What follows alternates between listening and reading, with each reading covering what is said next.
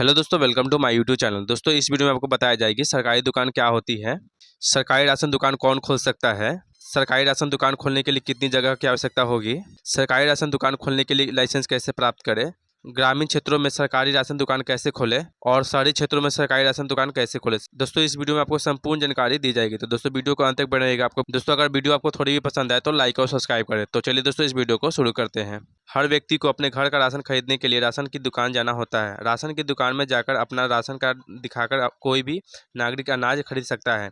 ये दुकान न सिर्फ शहरी क्षेत्रों में होती है बल्कि ये ग्रामीण क्षेत्रों में भी मौजूद होती है। लेकिन हमारे देश की जनसंख्या इतनी अधिक है कि हर व्यक्ति को सरकार का या प्राइवेट कंपनियों की रोजगार मिल पाना मुश्किल हो रहा है। ऐसे में वे खुद का व्यवसाय करने का विचार अपना रहे हैं। यदि किसी व्यक्ति को अपना व्यवसाय शुरू करना हो तो वह सस्ते गले की दुकान यानी उचित मूल्य की राशन दुकान खोल सकता है। इन दिनों इसमें काफ़ी फायदा भी है। राशन की दुकान वह होती है जहां राशन कार्ड धारकों को उचित मूल्य में राशन मिलता है।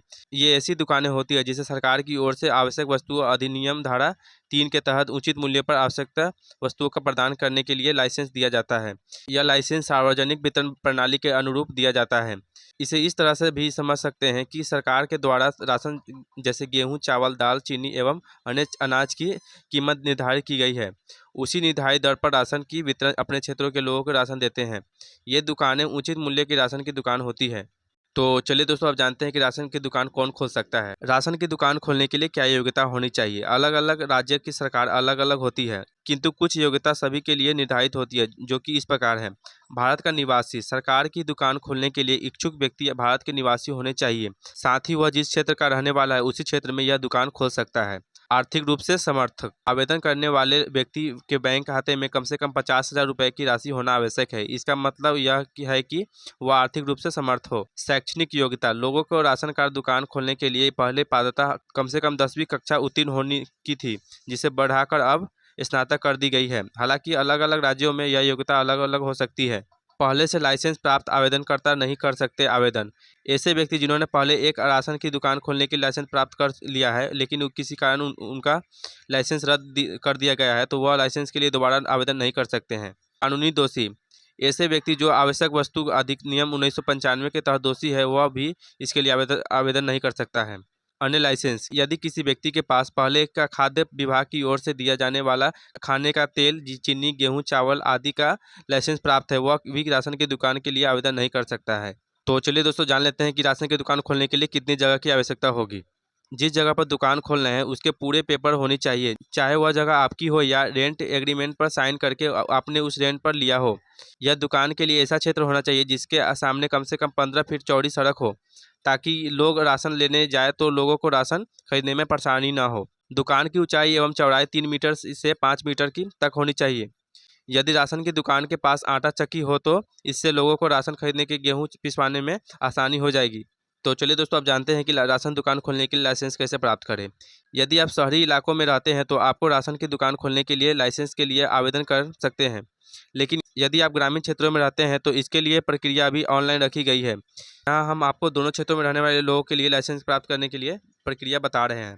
सबसे पहले ग्रामीण क्षेत्रों के लोगों के लिए ग्रामीण क्षेत्र में राशन की दुकान की आवश्यकता है या नहीं, इस बात के लिए बैठक आयोजित की जाती है। यह बैठक करने का कारण तब पैदा होती है जब उस गांव में रहने वाले लोगों को राशन के लिए काफ़ी दूर जाना पड़ता है या वे अपने राशन की वितरण के व्यवहार से खुश नहीं है। इस बैठक की देखरेख करने का उत्तरदायित्व सहायक ब्लॉक डेवलपमेंट ऑफिसर को दिया जाता है। उन्हीं के सामने राशन की दुकान खोलने के वाले लोगों को नाम जाते हैं। फिर जिन लोगों के नाम दिए जाते हैं उन उम्मीदवारों की योग्यता एवं अन्य शर्तों का सत्यापन किया जाता है। उन्हें ब्लॉक अधिकारी द्वारा एक फॉर्म भी दिया जाता है जिसे भरकर उन्हें जमा करना होता है। साथ ही उनके सभी दस्तावेजों को भी जमा कर उसकी जांच की जाती है।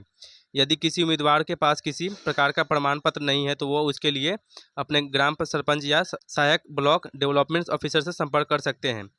फिर सभी चयन किए गए उम्मीदवार को आवेदन और फॉर्म एवं दस्तावेजों को ब्लॉक डेवलपमेंट के अधिकारी के पास भेजा जाता है और फिर उनके द्वारा सत्यापित होने के बाद इसे डिस्ट्रिक्ट सप्लाई ऑफिसर के पास पहुंचाया जाता है। इसके बाद सभी दस्तावेज जिला मजिस्ट्रेट के पास जाते हैं और उन्हें यहाँ से लाइसेंस प्राप्त होता है। लेकिन आपको बता दें कि लाइसेंस प्राप्त करने के लिए पहले आपको सिक्योरिटी के रूप में राज्यों के आधार और कुछ रुपए भुगतान भी करना पड़ता है। तो चलिए दोस्तों जानते हैं कि शहरी क्षेत्रों के लिए लोगों के लिए क्या एलिजिबिलिटी होनी चाहिए। यदि शहर में कोई ऐसा स्थान है जहां 4000 यूनिट एरिया है, वहां सरकार की ओर से राशन की दुकान खोलने के लिए अधिसूचना जारी कर दी जाती है। यह अधिसूचना लोगों तक स्थानीय न्यूज़पेपर एवं संबंधित विभाग की अधिकारी वेबसाइट के माध्यम से पहुंचा दी जाती है और फिर इसके लिए इच्छुक है वो आवेदन कर सकते हैं। आवेदन संबंधित विभाग के अधिकारी वेबसाइट के में जाकर आवेदन कर सकते हैं। आवेदन फॉर्म भरने के बाद उसका निरीक्षण किया जाता है, जो कि सर्किल आपूर्ति निरीक्षण द्वारा किया जाता है। इसके बाद आवेदनकर्ताओं का चयन किया जाता है। यह चयन निरीक्षण रिपोर्ट के आधार पर चयन समिति द्वारा किया जाता है।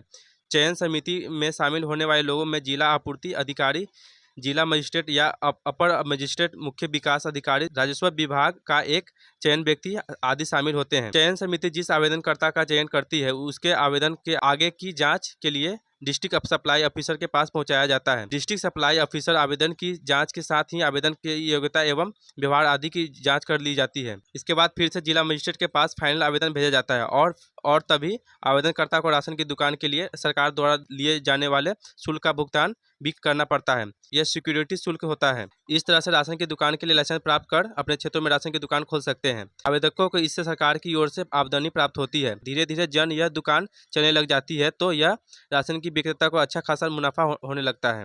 दोस्तों इसी के साथ मैं अपना वीडियो समाप्त कर रहा हूँ। अगर वीडियो आपको पसंद आया तो लाइक और सब्सक्राइब करें। धन्यवाद।